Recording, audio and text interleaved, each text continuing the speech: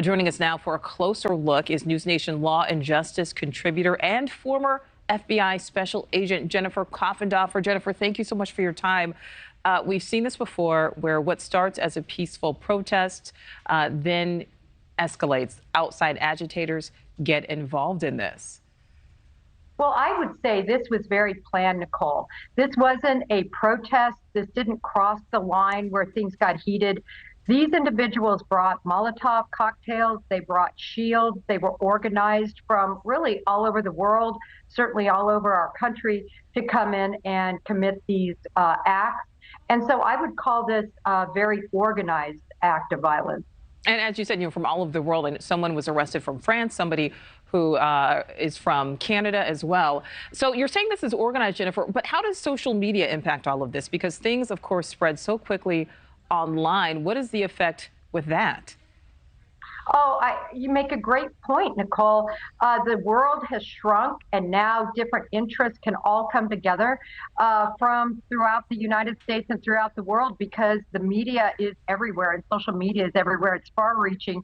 So even in France, they knew about this training facility. And quite frankly, Nichole, it's ironic.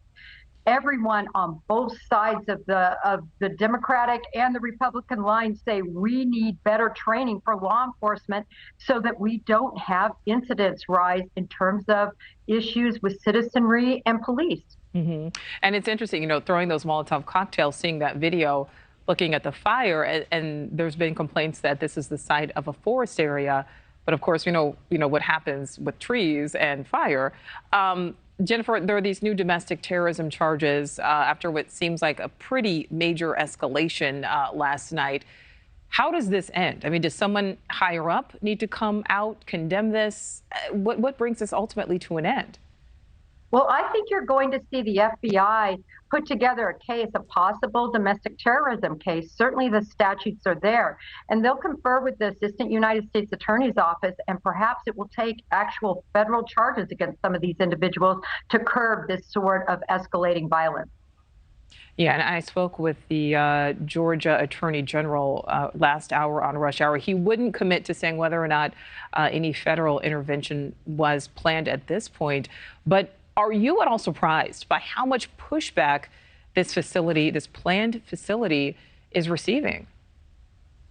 Well, considering the things that we've seen really since the pandemic evolve against sort of an anti-police mentality, and this is considered a cop city, a large training facility, it's just sad to see, Nichole, that it's not viewed as it would be used for fire training, for proper police training, and it will only improve police response.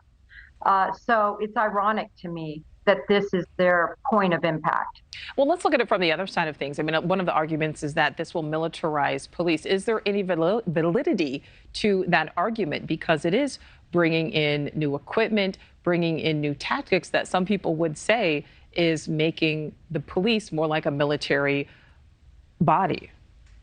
I say it's invalid. They seem to be copying really Quantico, which is where the FBI agents train. They're going to have a place, we call it Hogan's Alley, but where you actually do practical application, and where you have firing ranges, and where you actually practice arresting citizenry and doing it the right way, and not elevating tactically, violent action against citizenry.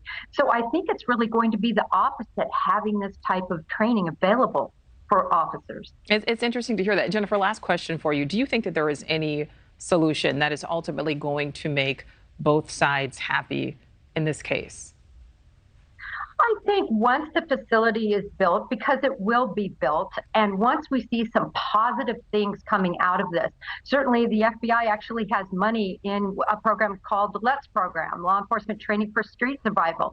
So I see federal people going there and assisting with the training, and I think that's going to make better officers in Atlanta.